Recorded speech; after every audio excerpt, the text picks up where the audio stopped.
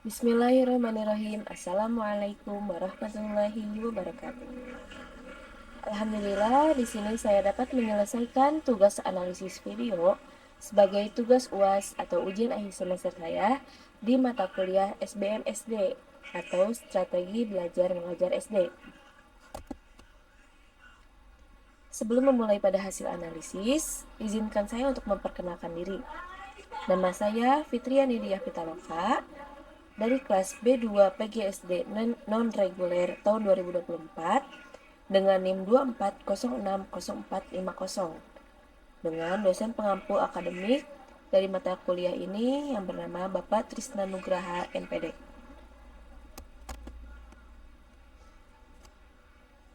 Setelah saya menonton video proses pembelajaran yang ditugaskan untuk dianalisis, saya menemukan beberapa kelebihan dari cara Ibu Sri Dini Julianti mengajar.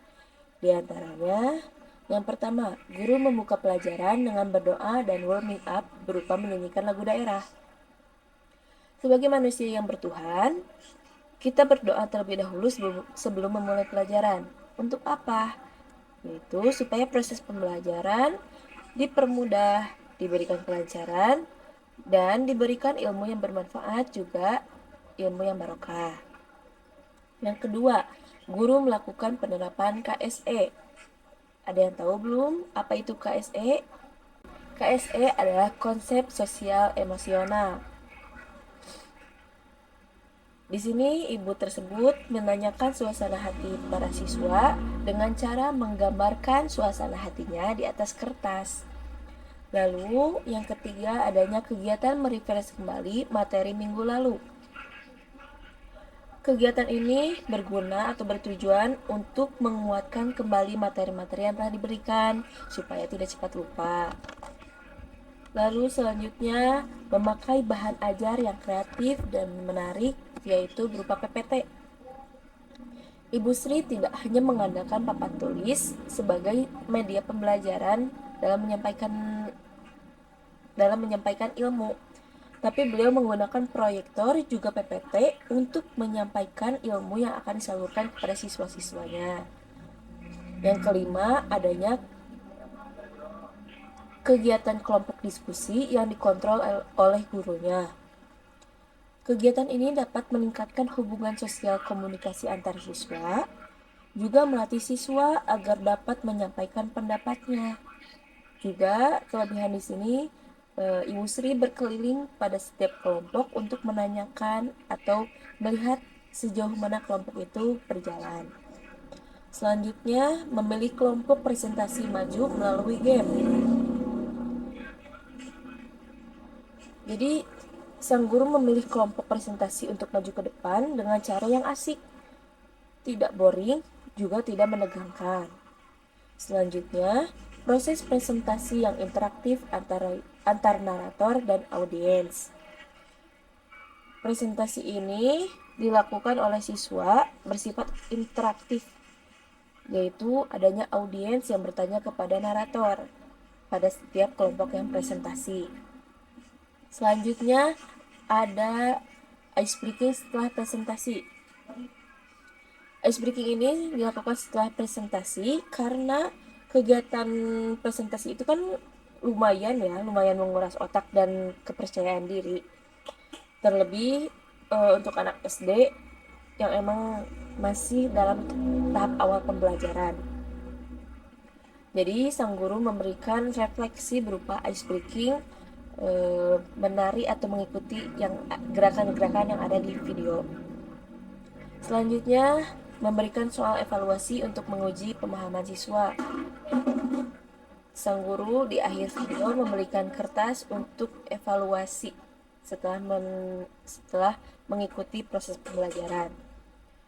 Lalu yang terakhir, guru menutup pembelajaran dengan menyimpulkan materi pelajaran dan salam. Karena kan setiap anak tidak semuanya mengerti pada satu titik tujuan pembelajaran. Jadi, sang guru memusatkan pemahaman anak, lalu menutup dengan penutup akhir yaitu salam. Selanjutnya, ada kekurangan dalam mengajar. Yang pertama, kekurangannya berupa keadaan kelas yang tidak kondusif. Ketika saya melihat videonya, ada beberapa murid atau siswa yang mengobrol, main-main, bahkan yang nundutan gitu ya, maaf, atau menuju tidur kayak gitu. Yang kedua, guru kurang menguasai kelas. Jadi sang guru ketika menyampaikan materi itu terlalu banyak diam di depan, berdiam diri di depan sambil menyampaikan materi. Alangkah baiknya jika sang guru menyampaikan materi sambil berkeliling kelas supaya dapat mengontrol siswa yang mengobrol, dapat menegur siswa yang mengobrol seperti itu. Yang ketiga, tidak terlihat adanya buku paket atau buku tema. Selama saya melihat video yang ditugaskan itu, saya tidak melihat buku paket atau buku tema yang digunakan dalam proses pembelajaran. Karena kan biasanya kalau setiap anak-anak belajar ya, kalau SD memakai buku tema atau buku paket. Nah, di video itu tuh tidak ada. Yang keempat, adanya metode pembelajaran. Maaf, yang keempat, metode penyampaian pembelajaran dominan pada ceramah. Sebenarnya metode ini tuh bagus, tetapi untuk beberapa waktu mungkin ini dapat menjadi metode yang boring, metode yang membosankan seperti itu. Jadi alangkah baiknya ibu tersebut, Ibu Sri, menggunakan metode pembelajaran yang lebih interaktif atau lebih asik gitu kepada siswa. Untuk selanjutnya, kekurangannya berupa tidak semua kelompok maju presentasi. Saya menonton video itu diulang untuk memastikan apakah seluruh kelompoknya presentasi maju ke depan ataukah tidak. Ternyata setelah saya ulang-ulang videonya, emang tidak semua kelompok maju untuk presentasi. Mungkin karena masalah waktu, jadi waktunya keburu habis, jadi kelompok presentasinya diundur ke minggu depan atau mungkin emang tidak kebagian presentasi ke depan. Yang kelima, mohon maaf, yang keenam, ketika presentasi tidak semua anggota menyampaikan materi. Di sini juga saya nonton diulang-ulang ya, supaya memastikan apakah benar atau tidak pendapat yang saya lihat. Ternyata memang benar, ketika kelompok tersebut maju ke depan, ada beberapa anggota kelompok yang tidak menyampaikan materi atau tidak menjelaskan materi ketika presentasi berlangsung. Dan yang terakhir, soal evaluasi tidak dikumpulkan. Pendapat saya sebaiknya soal evaluasi itu dikumpulkan saat itu juga. Jadi ketika guru memberi soal evaluasi, muridnya mengisi lalu mengumpulkannya. Jika ingin dibawa pulang gitu ya, dikerjakan di rumah, sebaiknya bukan soal evaluasi tetapi tugas rumah atau pekerjaan rumah, PR. Lalu ada hasil analisis video berupa dua kelemahan utama. Menurut saya, dua kelemahan utama dari proses Ibu Sri mengajar itu yaitu yang pertama, kurang menguasai kelas. Ya, sebenarnya ada sesi ketika Ibu Sri itu menguasai kelas, yaitu ketika diskusi kelompok. Tetapi ketika menyampaikan materi, Ibu Sri kurang menguasai kelas. Jadi Ibu Sri itu menyampaikan materi yang ada di PPT dengan berdiam diri di depan. Alangkah baiknya Ibu Sri itu maju berkeliling ke siswa. Yang kedua, penyampaian materi dari guru kurang interaktif. Saya menonton video tersebut ketika Ibu Sri menyampaikan materi, videonya dipercepat, tetapi saya melihat-lihat sepertinya penyampaian materi itu emang tidak interaktif, jadi terlalu terpaku pada metode ceramah. Selanjutnya ada solusi aplikatif kreatif. Yang pertama, guru sebaiknya menegur siswa yang tidak mengikuti pelajaran dengan baik. Seperti yang telah saya bilang tadi, ada beberapa siswa yang mengobrol, main-main, bahkan sampai maaf nundutan. Alangkah baiknya guru menegur siswa tersebut. Jika emang guru, guru itu tidak mau berkeliling kepada siswa, kan bisa guru tersebut menegur dari depan, kayak memanggil namanya atau menunjuknya atau menyebutnya hey, kamu gak boleh ngobrol ya, kayak gitu. Terus selanjutnya mengganti metode pembelajaran ceramah dengan metode pembelajaran yang lebih interaktif. Metode pembelajaran ini ketika ibu tersebut menyampaikan isi PPT, karena untuk metode berdiskusi menurut saya itu sudah bagus. Lalu ada menggunakan media pembelajaran menarik seperti video atau audio ketika menyampaikan materi.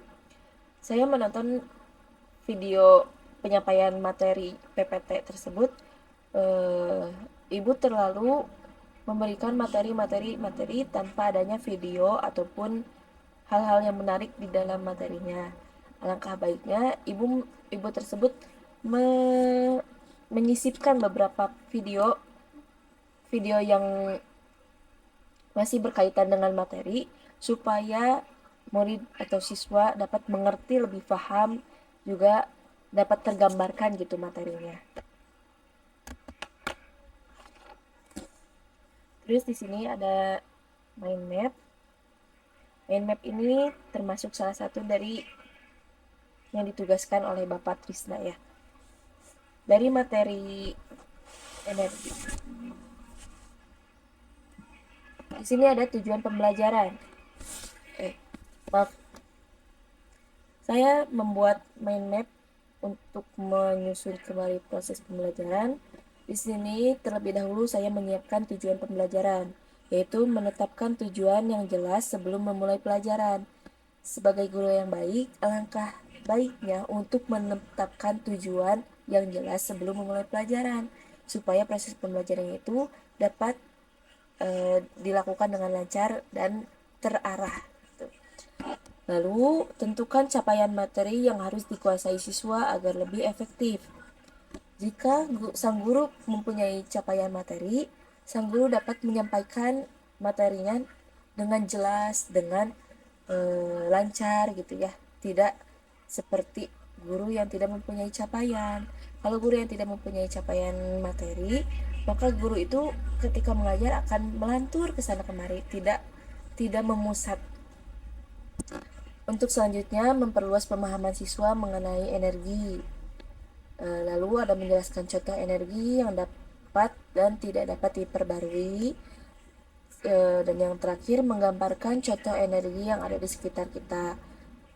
Dalam tujuan pembelajaran akhir ini dapat dijelaskan atau digambarkan melalui media video ya. Karena kan tadi Ibu Sri itu menggunakan media ajar PPT menggunakan proyektor.